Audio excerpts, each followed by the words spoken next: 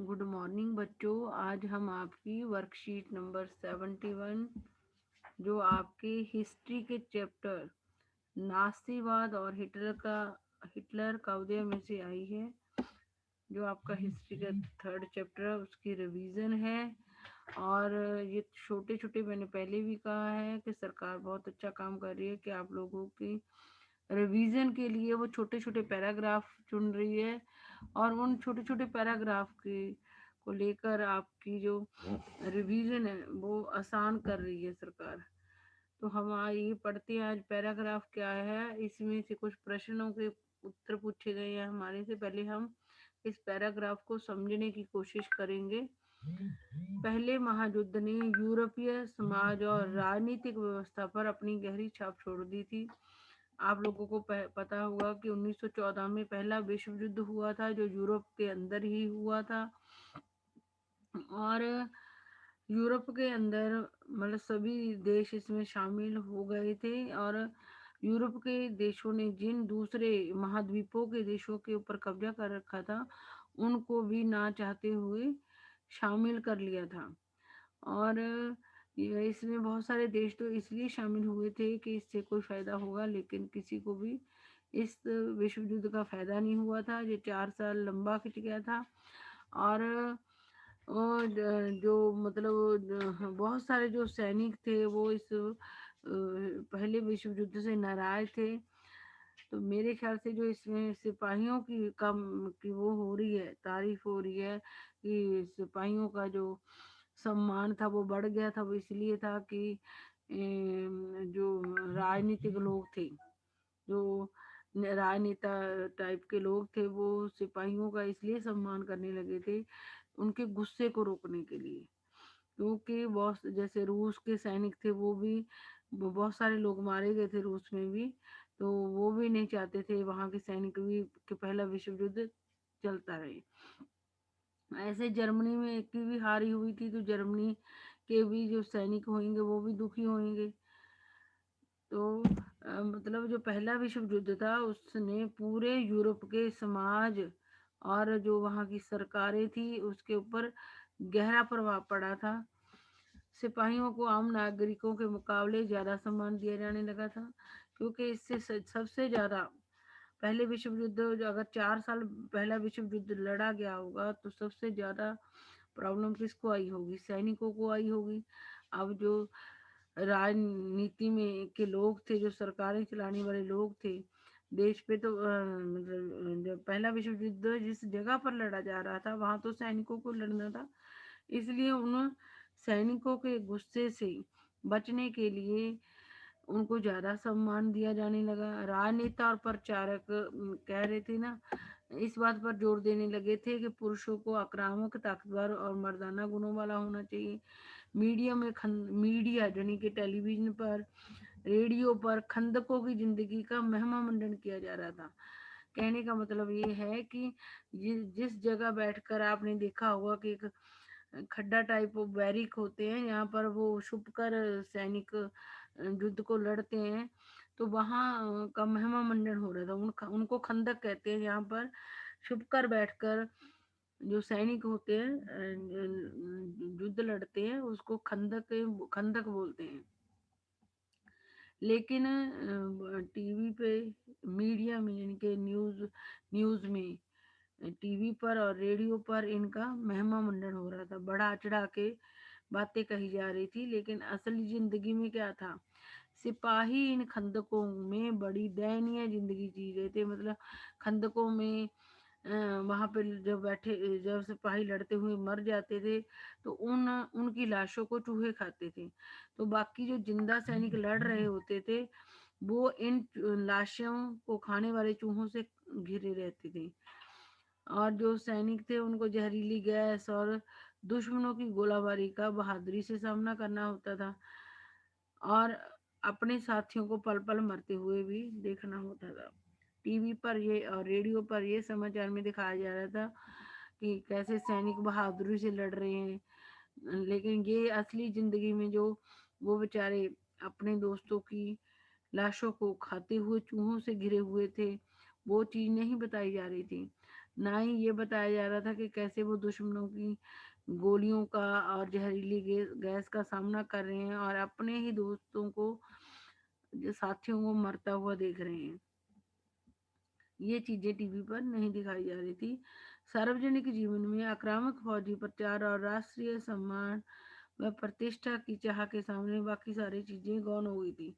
अब जब पहला विश्व युद्ध लड़ा जा रहा था तो हर देश को क्या था कि उसकी जीत हो, तो इसलिए राष्ट्रीय सम्मान, अब पहले विश्व युद्ध में हर देश का क्या था कि हम जीत जाएं और हमारा राष्ट्रीय सम्मान बना रहे।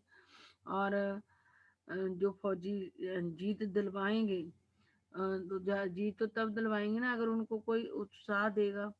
तो जानबूझकर सिपाहियों को सम्मान दिया जा रहा था, ताकि आक्रामक फौजी प्रचार किया जा रहा था ताकि वो पूरे उत्साह के साथ लड़ें और देश को जिता दें और देश का सम्मान और प्रतिष्ठा बनी रहे।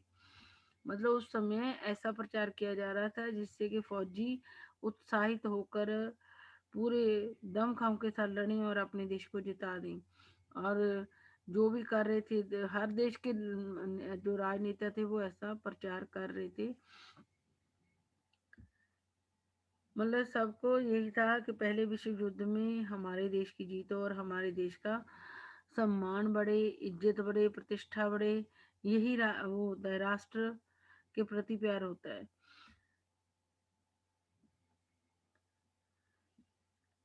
और बाकी सारी चीजें गौन हो गई थी। मतलब पहला विश्व युद्ध लड़ा जा रहा है, उसमें जितने देश शामिल थे उनको लगता था कि हमारा देश जीत जाए और हमारे देश का सम्मान और प्रतिष्ठा बढ़ जाए। उसी को किसी देश का सम्मान और प्रतिष्ठा बढ़ना, राष्ट्रीय सम्मान और प्रतिष्ठा बढ़ना होता है। और बाकी सारी चीजों की तरफ किसी का ध्यान नहीं जा रहा था। ओनली विश्व युद्ध लड़ा जा रहा था, उसमें जीत प्राप्त करने पर ही सबका ध्यान केंद्रित हो रहा था। और ऐसे मेथड अपनाए जा रहे थे कि जो सिपाही हैं उनका हौसला बढ़ाया जाए ताकि वो देश को जिताएं। और उस टाइम रूढ़िवादी तानाशाहों को व्यापक जन समर्थन मिल रहा था। और जर्मनी के अंदर क्या हो रहा था कि जो पुराने विचारों वाले राजतंत्र का समर्थन करने वाले तानाशाह थे, उनको लोग उनका साथ दे रहे थे। उस वक्त लोकतंत्र एक नया और बहुत नाजुक विचार था। उस टाइम लोकतंत्र जो आजकल हर देश में है, हर देश में ने लोकतंत्र को अपना लिया है, लोगों का राज जो हर देश के अंदर आ गया है। ये उस समय जब पहला विश्व युद्ध लड़ा जा रहा था एक नया विचार था और बहुत नाजुक विचार था, जो दोनों महायुद्धों के बीच पूरे यूरोप में फैली अस्थिरता का सामना नहीं कर सकता था। पहला विश्व युद्ध 1918 में हुआ, फिर दूसरा विश्व युद्ध 1939 में शुरू हो गया था। तो ये मतलब लोकतंत्र को लोग इतना ताकतवर नहीं समझ रहे थे। वो समझ रहे थे जो पहले विश्व युद्ध और दूसरे विश्व युद्ध के अंदर जो अस्थिरता फैली हुई है उसको लोकतंत्र नहीं संभाल पाएगा, उसका सामना नहीं कर सकता। हाँ, आगे बढ़ते हैं। निम्न में से किन्हीं चार के उत्तर लिखिए। सही विकल्प का चयन कीजिए। यूरोपीय समाज और राजनीतिक व्यवस्था पर अपनी गहरी छाप किसने छोड़ दी थी? मीडिया ने नहीं, राजनेताओं ने नहीं, सरकार ने नहीं, प्रथम विश्व युद्ध ने छोड़ी थी। पहले विश्व युद्ध ने पूरे यूरोप के समाज और राजनीति पर अपनी गहरी छाप छोड़ दी थी। पहले विश्व युद्ध के दौरान यूरोप में आम नागरिकों को सिपाहियों के मुकाबले ज्यादा सम्मान दिया जाने लगा। ये सही है। पहले महायुद्ध में के दौरान यूरोप में आम नागरिकों को नहीं, आम नागरिकों को नहीं, सॉरी गलत है, सिपाहियों को, आम नागरिकों को नहीं, सिपाहियों को, सिपाहियों को आम नागरिकों के मुकाबले ज्यादा सम्मान दिया जाए, उल्टा करना है। सिपाहियों को आम नागरिकों के मुकाबले ज्यादा सम्मान दिया जाने लगा। रिक्त स्थान भरिए। असल में सिपाही खंदकों में बड़ी दयनीय जिंदगी व्यतीत कर रहे थे। यहाँ है ना, बढ़िया, ये रहा, दयनीय जिंदगी व्यतीत जी रहे थे।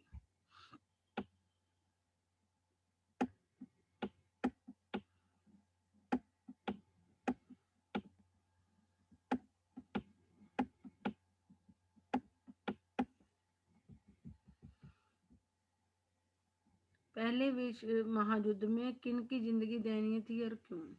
पहले विश्व युद्ध में सिपाहियों की, पहले विश्व युद्ध में जो सिपाही थे इन खंदकों में बड़ी दयनीय जिंदगी जी रहे थे, क्योंकि वे लाशों को खाने वाले चूहों से घिरे हुए थे। वह जहरीली गैस और दुश्मनों की गोलाबारी का बहादुरी से सामना करते हुए भी अपने साथियों को पल पल मरते देखते थे। इसलिए मतलब कि वो लाशों को खाने वाले चूहों से घिरे हुए थे। सिपाहियों की जो जिंदगी थी वो दयनीय थी, और क्योंकि वो लाशों को खाने वाले चूहों से घिरे हुए थे, और वो जो जहरीली गैस का भी सामना कर रहे थे, दुश्मन का सामना कर रहे थे, और साथ ही अपने साथ वाले साथियों को भी मरते हुए देख रहे थे। ये भी बहुत दुख, आपको भी पता, कोई हमारे पास मरा पड़ा हो, उसको चूहे खा रहे हो, आगे जो और भी जिंदा दोस्त है हमारे मर रहे हो, तो हमें कितना दुख होता है। तो किसकी जिंदगी दयनीय थी? सिपाहियों की, क्योंकि अपने साथियों को, मरे हुए साथियों को चूहों को खाते देख रहे थे, और अपने सामने अपने दूसरे साथियों को भी मरता हुआ देख रहे थे। रूढ़िवादी तानाशाहों को व्यापक जन समर्थन क्यों मिल रहा था? क्योंकि इसलिए रूढ़िवादी तानाशाहों को व्यापक जन समर्थन मिल रहा था, क्योंकि उनको लग रहा था कि जो लोकतंत्र है वो एक नया विचार है, वो पहले विश्व युद्ध और दूसरे विश्व युद्ध के बीच में जो अस्थिरता है उसका सामना नहीं कर पाएगा। इसलिए लोग रूढ़िवाद को का साथ दे रहे थे, उसको समर्थन दे रहे थे। रूढ़िवादी तानाशाहों यानी कि राजतंत्र को प्यार करने वाले जो लोग होते हैं उनको समर्थन दे रहे थे। अगला पैराग्राफ पढ़ते हैं। हिटलर जबरदस्त वक्ता था। आपको पता, जो जर्मनी में जो हिटलर था वो बहुत अच्छा बोलता था, अच्छा स्पीकर था वो।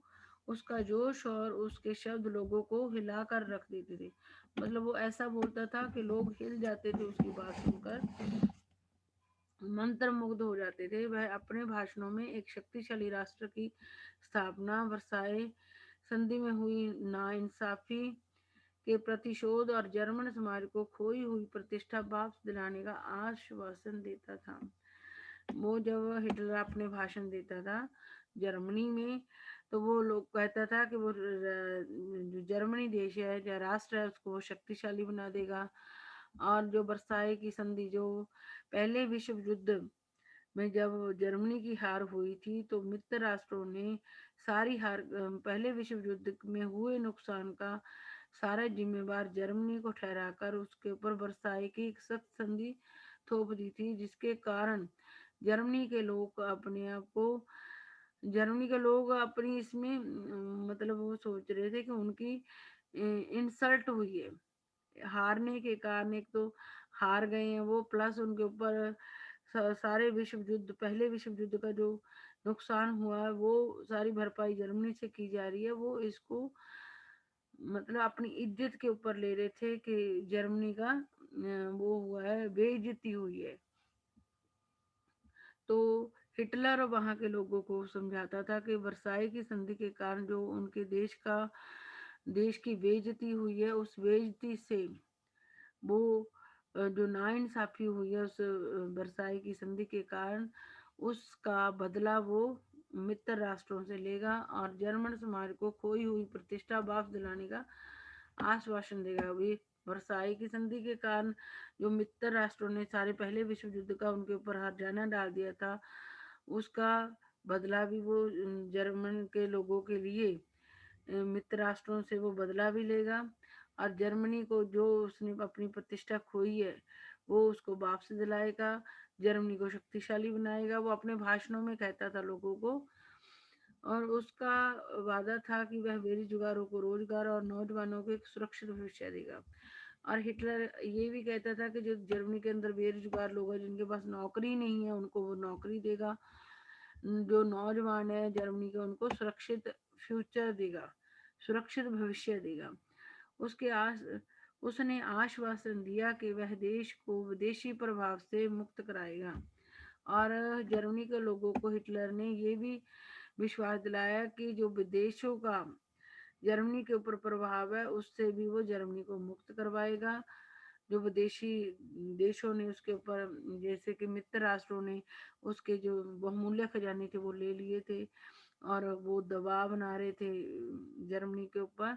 उस दबाव से जर्मनी को वो मुक्त करवाएगा, इस बात का वो वादा अपनी जर्मनी के लोगों से करता था और तमाम विदेशी साजिशों का मुंह तोड़ जवाब देगा। वो कह रहा था जो भी जर्मनी के साथ साथ विदेशी साजिशें हुई हैं, विदेशों ने बाहर के देशों ने जर्मनी के साथ जो साजिशें की हैं उनका वो मुंह तोड़ जवाब देगा। हिटलर ने राजनीति की एक नई शैली रची थी, मतलब कि वो इतने अच्छे भाषण देता था कि लोग उसकी बात पर विश्वास कर लेते थे। इस तरीके से उसने एक नई तरह की राजनीति करी थी। वह लोगों को गोलबंद करने के लिए आडंबर और प्रदर्शन की अहमियत समझता था। वह लोगों को गोलबंद करने के लिए आडंबर और प्रदर्शन की अहमियत, मतलब वो जानता था कि कैसे दिखावा करके, प्रदर्शन करके, आडंबर करके लोगों को अपनी तरफ खींचा जा सकता है। उसको, हिटलर को ये बात का ज्ञान समझ थी कि कैसे आडंबर से दिखावा करके लोगों को अपनी तरफ किया जा सकता है। हिटलर के प्रति भारी समर्थन दर्शाने और लोगों में परस्पर एकता का भाव पैदा करने के लिए नासियों ने बड़ी बड़ी रैलियां और जनसभाएं आयोजित की। हिटलर के प्रति भारी प्रदर्शन दर्शाने भी लोग हिटलर के साथ हो जाएं, हिटलर का साथ दें। लोगों में परस्पर एकता का भाव पैदा करने के लिए जो हिटलर की नाजी पार्टी के जो लोग थे वो बड़ी बड़ी रैलियां कर रहे थे, जनसभाएं कर रहे थे ताकि लोग हिटलर का साथ दें, समर्थन दें। स्वस्तिक छपे लाल झंडे, नासी सैल्यूट और भाषणों के बाद खास अंदाज में तालियों की गड़गड़ाहट जैसी सारी चीजें शक्ति प्रदर्शन का हिस्सा थी। मतलब जो उसकी पार्टी के लोग थे, नासी पार्टी के लोग थे, वो स्वास्तिक छपे लाल झंडे दिखाते थे, नासी सैल्यूट, और जैसे नासी उनका सैल्यूट देने का जो वो था, स्टाइल था, वो भी अलग था। और भाषणों के बाद खास अंदाज में, मतलब इतनी तालियां बजती थी कि वो अपनी हिटलर की पार्टी के लोग अपनी पार्टी और हिटलर की शक्ति का ऐसा काम करके, लाल झंडे दिखाकर, नासी सैल्यूट देकर, भाषण देकर, तालियां बजवाकर अपनी पार्टी, नासी पार्टी और हिटलर की शक्ति का प्रदर्शन करती थी ताकि ज्यादा से ज्यादा लोग हिटलर का साथ दें। एक स्थान भरिए आओ इसमें हम क्वेश्चन देखते हैं इस चैप्टर के, इस पैराग्राफ के। हिटलर ने डैश की एक नई शैली रची थी, वो आपको पता है, राजनीति की। हिटलर ने राजनीति की एक नई शैली रची थी। इस फिल इन द ब्लैंक्स आ जाएगा। सत्या पढ़ते हैं। सत्या, हिटलर एक जबरदस्त वक्ता नहीं था, वक्ता था, गलत है, यह सत्य है, वो एक जबरदस्त वक्ता था, असत्य है ये।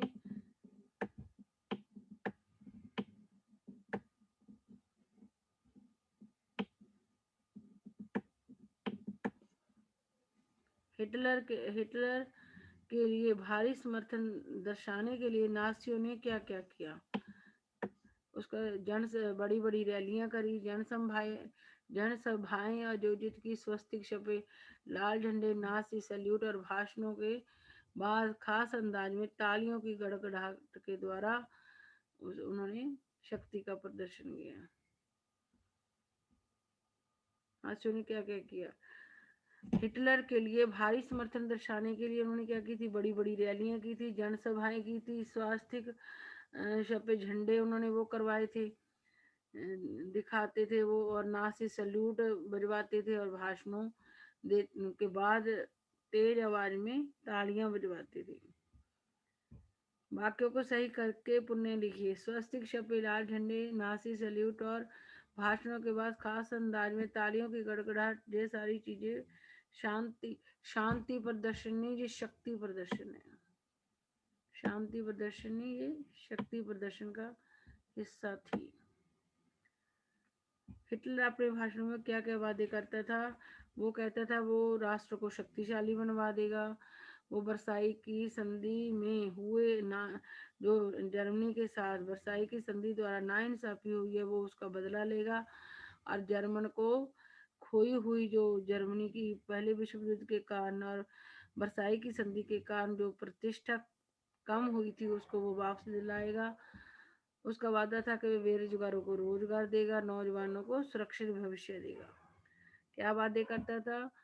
राष्ट्र को शक्तिशाली बनाएगा, वर्साई की संधि में हुई जर्मनी के साथ नाइंसाफी का बदला लेगा, जर्मन समाज की खोई हुई प्रतिष्ठा को वापस दिलवाएगा, लोग बेरोजगारों को रोजगार देगा, नौजवानों को सुरक्षित भविष्य देगा। बस ये एक छोटी सी आपकी आसान सी वर्कशीट थी, लेकिन इसको अगर बार बार पढ़ोगे तो आपको ये समझ आ जाएगी। अगर बच्चों मेरी वीडियो अच्छी लगी हो तो लाइक और सब्सक्राइब करना मत भूलना। थैंक यू बच्चों।